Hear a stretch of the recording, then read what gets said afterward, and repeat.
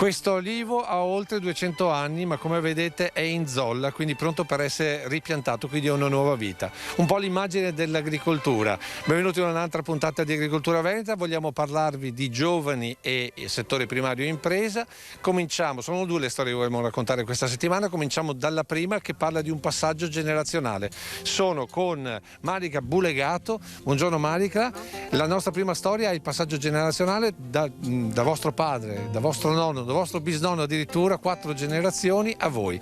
Perché avete deciso di prendere in mano il testimone? È sempre stata una passione che abbiamo avuto comunque nel sangue, sarà stata sicuramente trasmessa da mio papà e comunque anche dal nonno e dal bisnonno. Ho sempre avuto l'idea comunque di continuare e riuscire a portare avanti sempre di più questo tipo di azienda e ingrandirla soprattutto. Ma non era meglio trovarsi un altro lavoro, magari meno faticoso?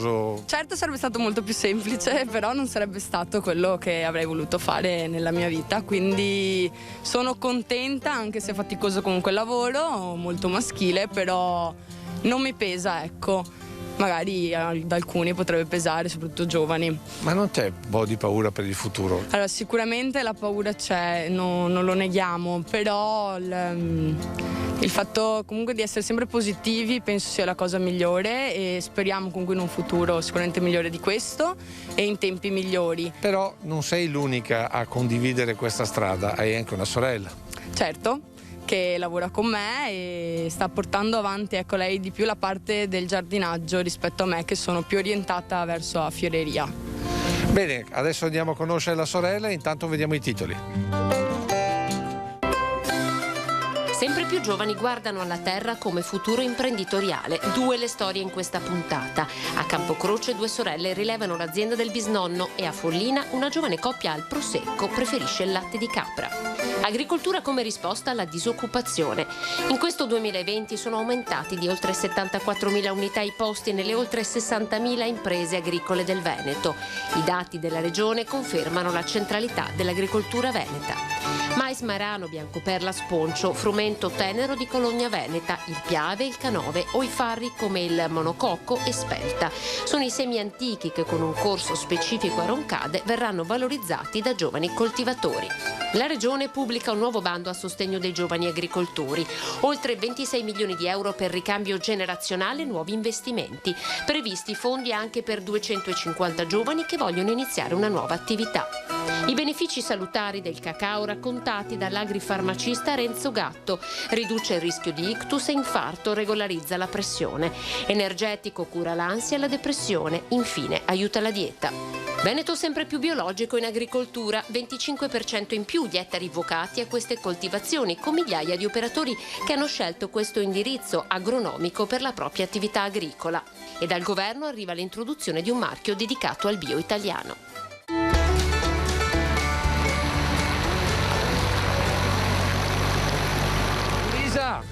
Elisa, fermati, grazie. Elisa, buongiorno. Allora, perché questa scelta? Per una donna, intanto mettersi a fare giardinaggio è un lavoro bello pesante? Sì, è un bel lavoro. Diciamo che per me è iniziato un po' per scherzo. Io lavoravo in ufficio, era il 2012-2013, c'era quella crisi un po' così e non si lavorava. Mi hanno lasciato a casa e un po' per scherzo ho cominciato ad uscire qualche ora con mio papà per fare qualcosa, perché io a casa non riesco a stare. E poi da un'ora sono diventati mesi, da mesi sono diventati anni e siamo ancora qui, insomma. Allora è un lavoro solo da uomini questo? Ma quella secondo me è un po' la mentalità che c'è da sempre in agricoltura. Però ti dico, al giorno d'oggi ne vedo tante di donne, tantissime. E che cosa possono dare le donne in più a questo mondo che è un mondo maschilista, come hai detto tu prima? Ma sicuramente tante idee innovative, un modo diverso di lavorare. Una volta si lavorava tanto di più a mano, adesso con i macchinari possiamo permetterci anche noi donne che abbiamo un po' meno forza di fare le cose e una visione diversa di quello che è un po' l'agricoltura e il modo di fare. E cosa può portare un giovane nel mondo dell'agricoltura? Ma una volta l'innovazione era un po' fastidiosa, diciamo. Adesso invece i giovani tendono tanto più a credere in quella che è la tecnologia, i nuovi macchinari, e importare un po' di innovazione rispetto ai metodi vecchi, rispettandoli sempre comunque. Questo è, diciamo, quasi un nuovo macchinario rispetto al vanghetto di una volta. Dove stai andando? Adesso stiamo andando a togliere una pianta che poi andrà trapiantata nel giardino di un cliente. Col papà. Sì, certo, sempre col papà. Allora adesso noi ci vediamo le notizie e poi andiamo a vedere questa pianta. Più occupati nelle oltre 60.000 imprese agricole del Veneto è quanto emerge dai dati presentati da Veneto Agricoltura per il 2020.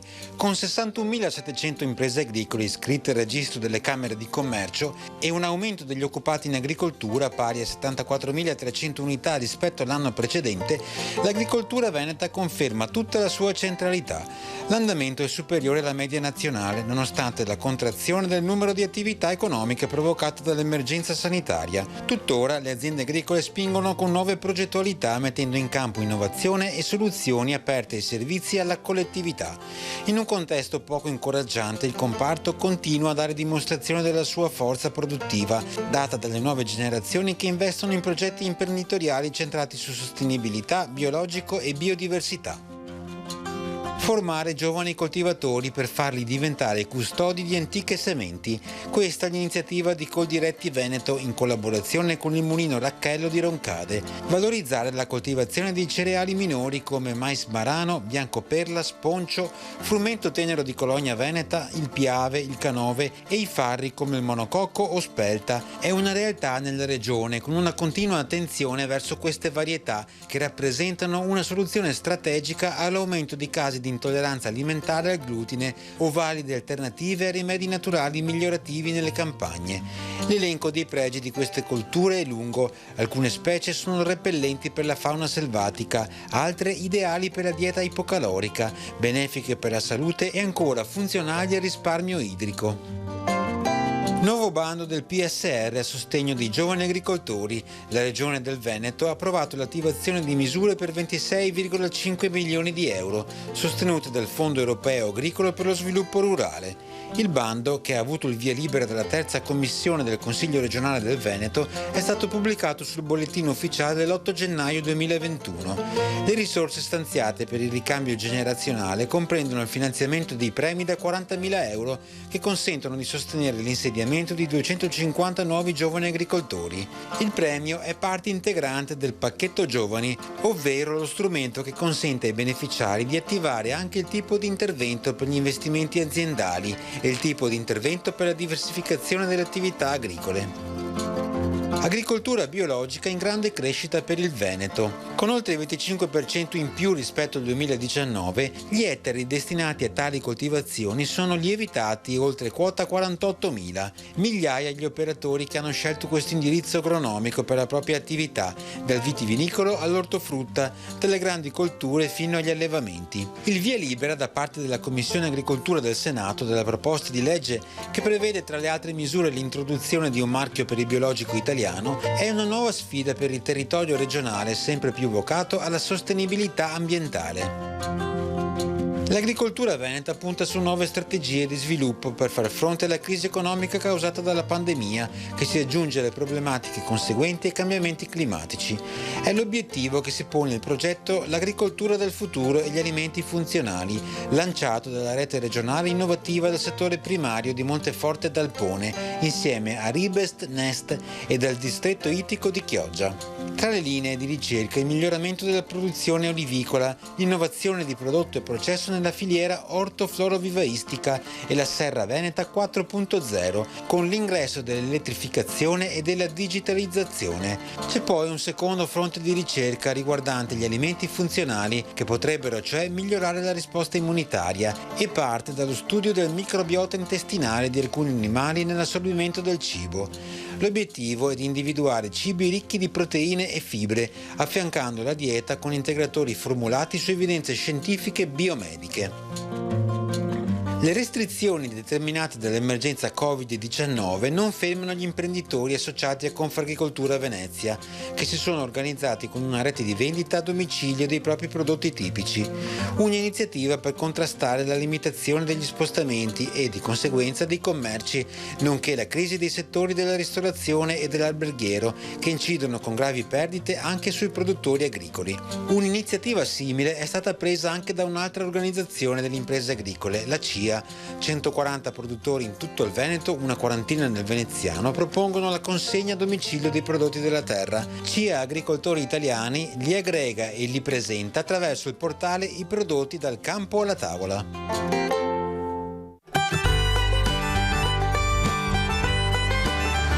Samuele Bulegato, c'è soddisfazione vedere la figlia tira sull'albero? Certo, rispetto a una volta con la vanga ci si mette un decimo del tempo, è un lavoro più sicuro per i giovani. Ecco, ma giusto per capire, siete al passaggio generazionale, è difficile mollare?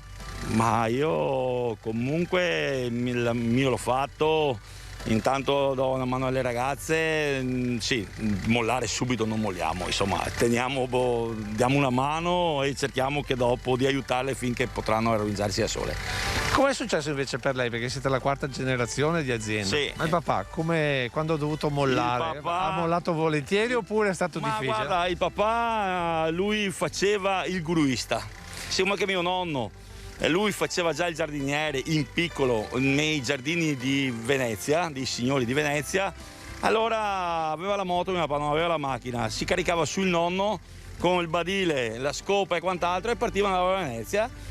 E lui su una giornata di lavoro prendeva la stessa quantità di soldi che prendeva su un mese di lavoro e ha deciso di aiutare il nonno e è andata avanti così. Qual è il consiglio che lei dà a un imprenditore agricolo che deve fare il passaggio generazionale? Io ho detto anche ai miei colleghi della mia età o qualcosa più vecchi, che vedo ce ne sono, che hanno figli specialmente maschi e tendono a tenere duro le redini.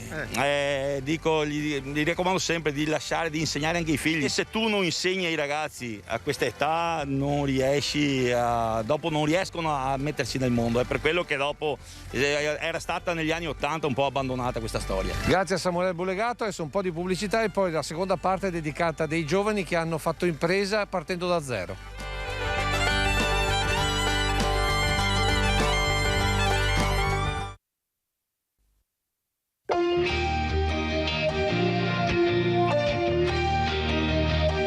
Il Col de Moi per la seconda parte di Agricoltura Veneta, vi stiamo raccontando i giovani e l'agricoltura e ci siamo spostati nel comune di Follina perché andiamo a incontrare una giovane coppia che ha proprio deciso di investire nella terra. Sono Walter e Arianna Casagrande, buongiorno, però la prima domanda che facciamo ad Arianna è: a quando il parto?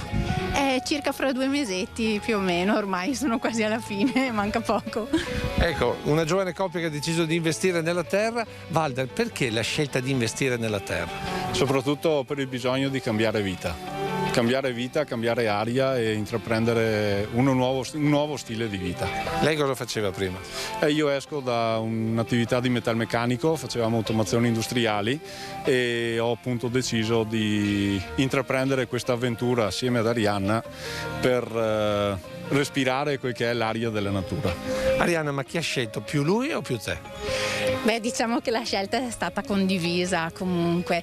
Lui, chiaro, da subito ha avuto questo amore verso le caprette che poi abbiamo appunto deciso di acquistare insieme e poi ovviamente io l'ho supportato e ci ho messo del mio perché da sempre io ho comunque avuto nella testa il pallino di creare la fattoria didattica, bilingue anche perché io insegno inglese ai bambini, quindi è sempre stato il mio sogno riuscire a mettere insieme queste due cose e in un futuro spero prossimo ce la faremo.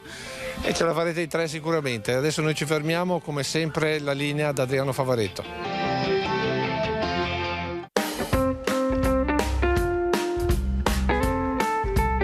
La puntata scorsa abbiamo parlato della potatura delle viti. Abbiamo accennato anche alla potatura delle rose rampicanti o dei rampicanti in genere. Eccoci qua, ci troviamo di fronte a un rosario rampicante che bisogna potarlo, cominciare a potarlo. Allora cosa facciamo? Innanzitutto tiriamo via i tralci vecchi, vedete in questo caso qui c'è un tralcio vecchio, allora andiamo a tagliarlo, eccolo qua, intanto ci liberiamo, questo tralcio qua vedete, andiamo a tirarlo via perché ha fatto poco, però ho questi tralci nuovi qua che mi servono a far fiori e ringiovanisco anche la pianta con questo tipo di potatura. Lo elimino proprio da sotto, vedete? Perché taglio sto tralcio qua? Perché poi questo qua emana dei tralci nuovi che mi portano i fiori, questa altezza così, perché lascio le 2 o 3 gemme, diciamo. Ecco qui una gemma, qui ce n'è un'altra.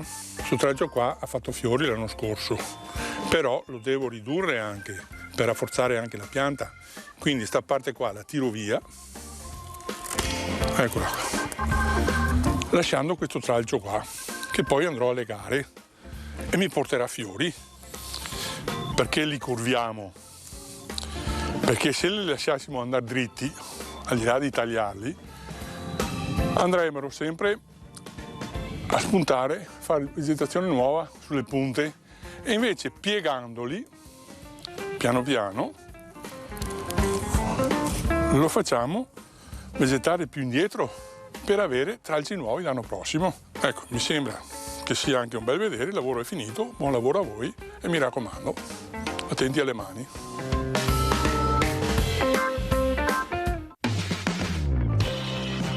Questo è il mangime per le capre, è il momento del pasto, giusto? Esatto, adesso è il momento del pasto della mezza giornata e come vediamo sono qua che ci attendono per mangiare. Allora cominciamo, ma perché avete proprio scelto le capre? La capra perché praticamente è un animale che è gestibile sia da me che eventualmente anche da Arianna, senza far fatica, è un animale piccolo e molto più gestibile. Ma perché ad esempio proprio l'allevamento e non l'orticoltura? Diciamo che l'allevamento è sempre stato un po' un pallino che avevo fin da piccolo. Di famiglia possiamo dire, giusto? Sì, qui c'erano i conigli di papà dove teneva i conigli e gli animali da cortile, le galline, e il piccolo fa bisogno per la famiglia. Da qui abbiamo avuto l'opportunità di partire grazie a mio papà e a mio fratello che mi hanno concesso la struttura per poter fare il primo passo. Come sta andando? Diciamo che siamo contenti della scelta che abbiamo fatto. Sicuramente questo non è un lavoro, ma come dico a tutti è una scelta di vita, perché con gli animali sei qua. Da quanto tempo è che avete cominciato?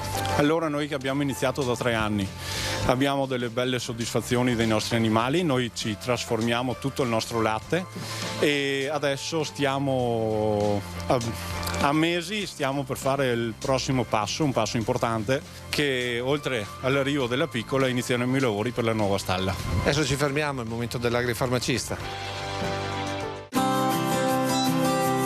Parliamo del cacao, nome in greco Theobroma cacao, che significa cibo degli dei. È una bevanda o le tavolette che sono particolarmente piacevoli. Quello che non sappiamo sono anche i benefici salutari. Soprattutto contiene delle sostanze particolari chiamate dei polifenoli. È stato visto che chi consuma 30 ai 50 grammi al giorno riduce il rischio di infarto e anche di ictus. Contrariamente a quello che si può pensare, visto che è ricco in caffeina e in teobromina, il cacao non alza la pressione, anzi, seppur di poco la abbassa. Il cacao ha delle proprietà così, non dico eccitanti, però insomma di energia, di dare sostanza, soprattutto ha un effetto anti-ansia e anche utile nelle forme depressive. Ci sono però dei punti fermi che dobbiamo ben considerare.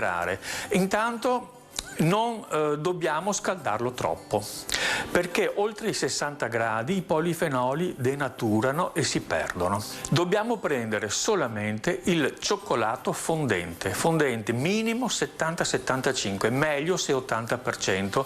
Una cosa molto importante, si trova in commercio del cioccolato senza zucchero, però dolce.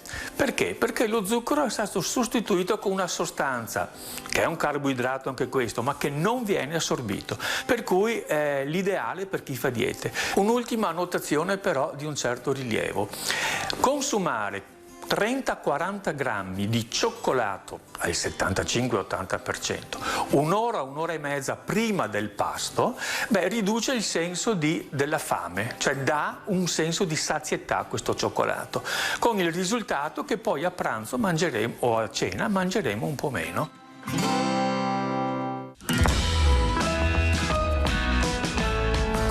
E mentre i capreti allattano siamo con Arianna. Arianna, ma perché avete scelto proprio questo genere di capra?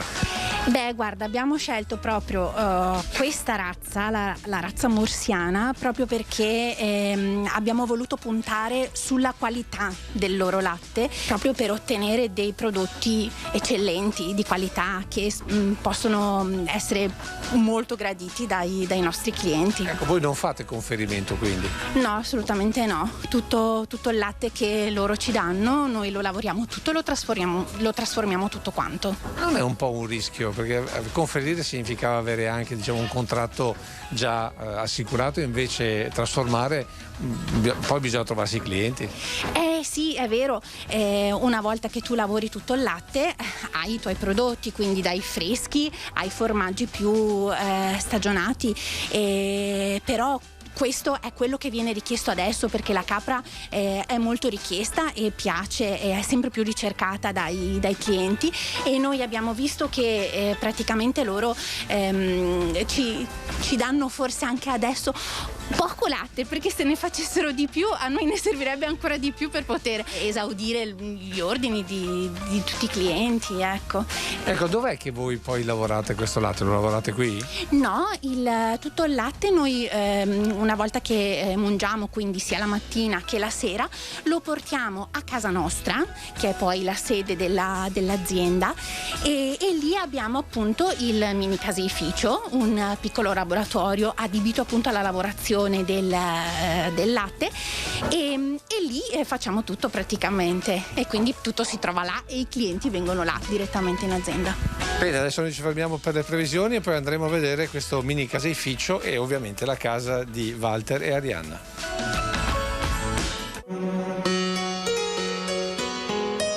Situazione che si caratterizza in questo periodo con il freddo, ma siamo nella normalità. Questo normalmente è il periodo più freddo dell'anno, diciamo il calendario, la meteorologia sta rispettando il calendario, e abbiamo un'area di alte pressioni che ancora protegge tutte le nostre zone, quindi mantiene lontani i sistemi perturbati che scorrono o a nord delle Alpi o a sud nelle regioni centro-meridionali italiane, e soprattutto sulle zone tirreniche, dove sono previste ancora piogge insistenti, diffuse e nevicate sugli Appennini. Da noi ancora quest'area di alta pressione, dicevamo, favorisce tempo stabile, quindi non c'è pioggia, quindi ancora per domenica abbiamo una nuvolosità stratificata, l'aria fredda provoca anche questo, e queste saranno le caratteristiche anche per i giorni a seguire, quindi un cielo in parte coperto da nubi stratificate ma senza nessun effetto, e poi anche con delle schiarite. Poi da venerdì, da giovedì anzi, inizia un peggioramento, l'anticiclone, che è l'artefice di questo tipo di tempo, cederà e qualche sistema perturbato comincerà a penetrare. Quindi cosa succederà? Naturalmente aumenta la nuvolosità e iniziano le piogge anche diffuse. Naturalmente avremo ancora una bolla fredda, no? Le temperature sono basse, affluirà aria umida, quindi si crea quel mix, quelle condizioni che danno poi vita alle nevicate. È ancora presto dirlo, però insomma ci saranno le condizioni, ci potranno essere le condizioni per qualche breve nevicata proprio per fine settimana, e a seguire poi i primi giorni dell'altra settimana. Intanto i venti sono dai quadranti settentrionali, anzi da nord, abbiamo visto con le temperature, infatti sono scese anche a 4-5 gradi sotto lo zero, anche se poi si stabilizzeranno intorno ai 2-3 gradi sotto zero come minime, e valori massimi dai 4 ai 6 gradi. L'Alta Adriatica è previsto mosso. È tutto.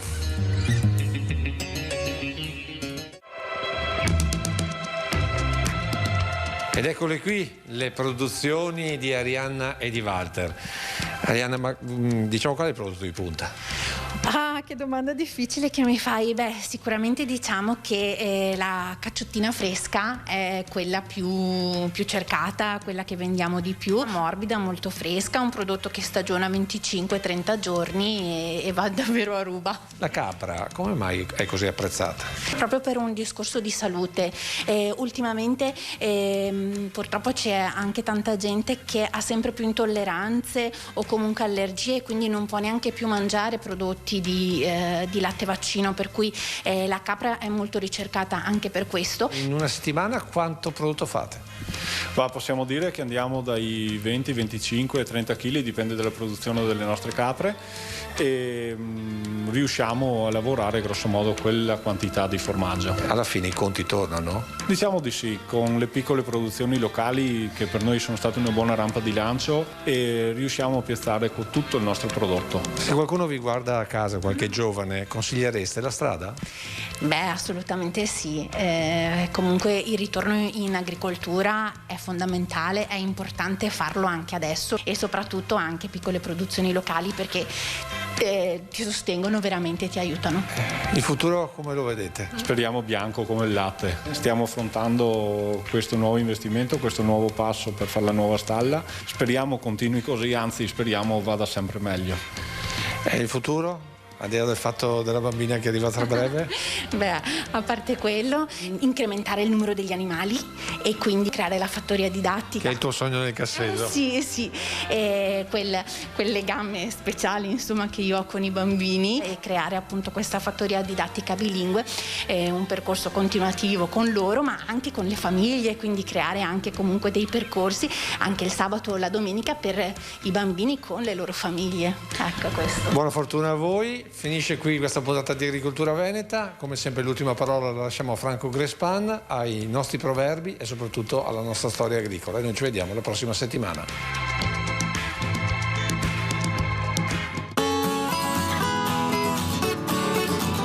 Ciao Tosati, qua siamo a case Piavone, e per ricordarsi di una volta sulle case di campagna, la roba più grande che poteva succedere era il mangiare a mezzogiorno, perché era dura, e ora la femmina con sto sestel qua la metteva 30 uova dentro e andava dal casuin a Ghia Savaia, e il casuin gli dava una bottiglia di olio. Quello era il baratto che faceva a tu capio. A un certo momento gli portava a casa anche il pere, e questo è un battarello di legno che pestava il pere e era ancora in grani. Pensati quanto che sfatigaste povere femmine in casa. Siamo già del carnevale, mi raccomando, vi dico un proverbio: con tante ciacque non si impasta fritto. Stemme ben e avanti sempre.